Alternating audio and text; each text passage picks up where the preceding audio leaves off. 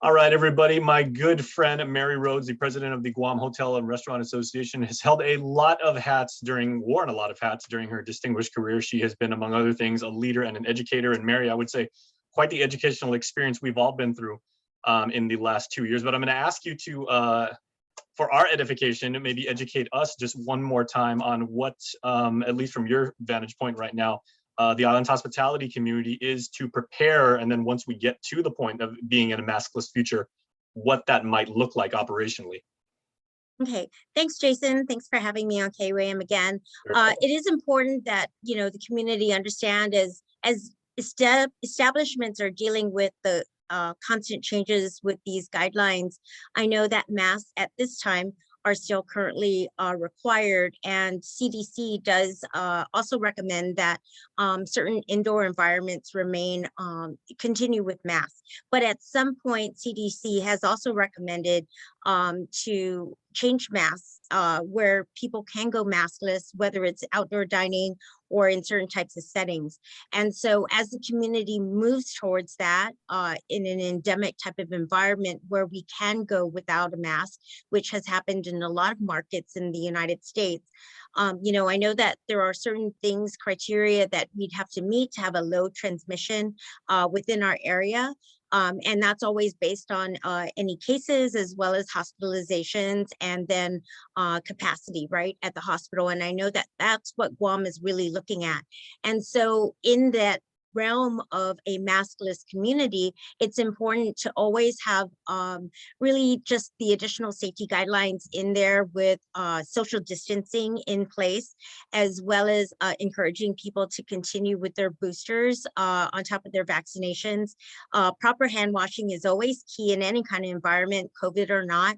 Always proper hand washing for at least 20 seconds is important. Staying home if you are sick, or showing symptoms of any kind of any type of virus, it's important just to kind of have good health and hygiene and stay home if you are sick.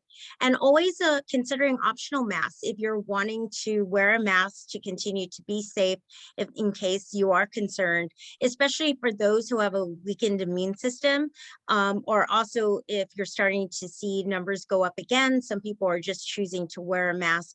Even in the mainland United States, some markets, those are optional, of course, for anyone who chooses to wear a mask. That's a key word, of course, completely prerogative on the part of the consumer or the employee. Right, of course. So as much as possible, right, the employees and the guests, we want to ensure everybody is safe and feeling comfortable in that environment. And on top of what we do for ourselves, such as proper hand washing and safe distancing, businesses always need to ensure also that there's proper ventilation. And so with that in mind, whether you're an indoor or an outdoor setting, the different covered establishments will always ensure that proper ventilation is taking place as well, to ensure that there's circulation and that the area is also sanitized and cleaned regularly.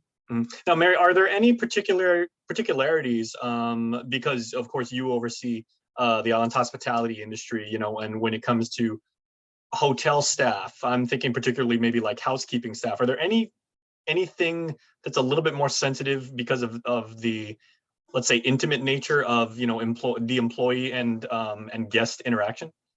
Yeah, I think it's important to note that just throughout this pandemic, I think more concern or a heightened awareness on public safety has taken place. And so businesses have added, more regularly scheduled cleanings of certain areas, whether it's public areas or high touch areas such as credit card machines, elevators, light switches. Those are considered high touch areas.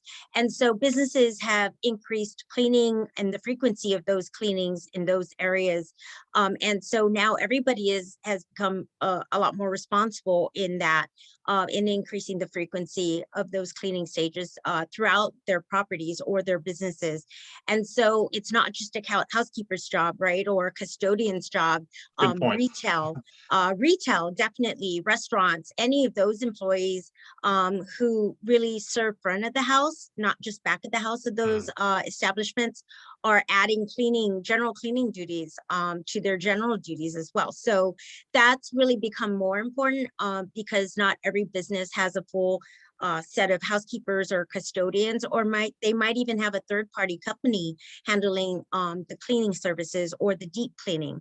And so when you have frontline staff that are interacting with guests, they are also cleaning as well. So we should all be mindful that the frequency of those types of cleaning, whether it's just regular cleaning or deep cleaning or sanitizing your key areas, that increased frequency is really important as you're increasing traffic or number of guests within your business. Sure. And I appreciate, Mary, the fact that you brought up that an increasing number of markets in the mainland are, starting to ease restrictions or move towards, maskless if they're not there already.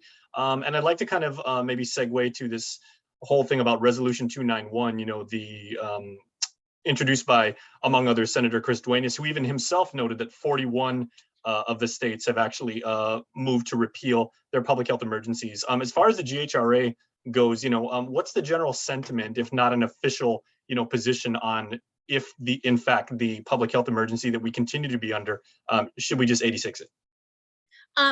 We don't have a position generally on public health emergency per se, because we've just been working with government whenever they've had that. We strongly feel that the lifting of these restrictions, whether we stay in a public health emergency or not, is really important. But as we continue moving towards really the reopening of tourism, obviously we can't continue to remain in a state of emergency if we're going to be opening our doors, right? Not just for our local community with our military, but also with our tourists. And so at some point, as we are moving towards really opening ourselves up for tourism, we will have to start loosening up those areas with regards to the restrictions as well as the public health emergency. So, as long as everybody is practicing their health and safety protocols and implementing everything that they've learned as far as best practices, I think that we are there already with regards to everybody understanding what they need to do to ensure their facility, their environment really is safe and ready for not just guests, but also their employees to come back to work. Absolutely. Well, Mary, it's been a delight as always having you on the show and talking to you about business aspects, and we appreciate your leadership. And I told you at the beginning of the pandemic, and I've known you for a very long time, and I said I'm going to caddy for you one of these days when the world goes back to normal. Oh gosh, that would be a lot of fun. I'd rather have you play with me actually with no, you don't. So we can practice together. But no, everybody is really just, there's a lot of hope, right, in where we're at today. And I think that everybody has done their part for the most part with the island. And I think that really just the island in general, I think everybody is ready to start really moving forward. And I think that some of the decisions as of late have been really good. So, I applaud everybody who's really worked hard the last 2 years to get us through these situations. But the thing is, COVID is still here.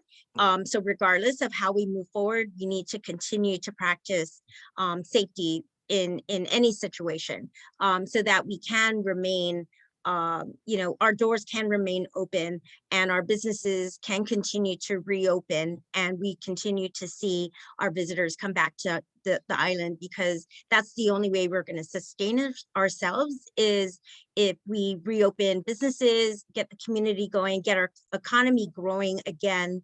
And then right now, GHRA is working with the agencies to ensure businesses are going to be ready so that they can really move away some of the barriers for reopening or reentry, especially for those business owners who have been shut down for a while. So we appreciate, of course, the community in supporting our local businesses, and we look forward to continuing to assist those who need those services in the future. Well, tourism certainly is the heartbeat of the island's economy, and Mary, you've been a major part of that. So thank you very much for your time. Thanks, Jason. All right. We'll see you after this, everybody.